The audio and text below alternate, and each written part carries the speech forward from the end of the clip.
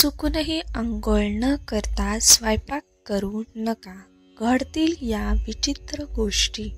स्वयंपाकघर म्हणजे आपल्या घराचे ऊर्जा स्रोत.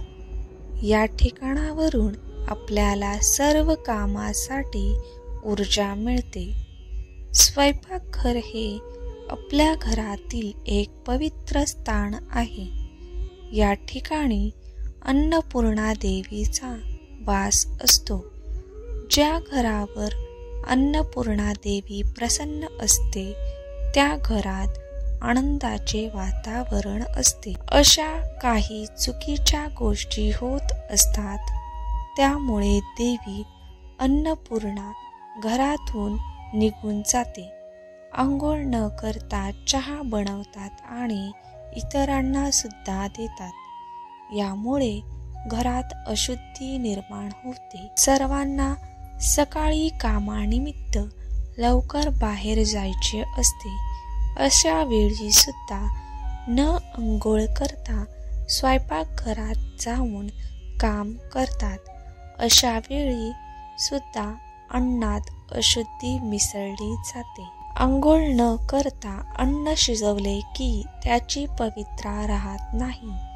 ते अन्न अशुद्ध बनते आणि आपण तेच अन्न खाल्ले तर आपले मन शुद्ध अशुद्ध बनते. घरात दारिद्र्य आणि आजारपण येण्यास सुरुवात होते.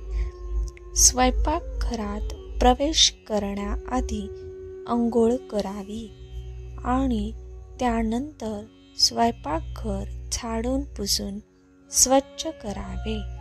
नंतर कामाला सुरुवात करावी. स्वयंपाक झाला की आधी देवाला नैवेद्य दाखवावा. यासाठी आपला स्वयंपाक हा अंघोळीनंतरच करावा लागतो. आपण जर का अन्न नैवेद्य म्हणून दाखवले तर ते अन्न न राहता देवाचा प्रसाद होतो आणि त्यानंतर जेवण करावे हे सर्व शक्य आहे. अंघोळ करून स्वयंपाक करावा.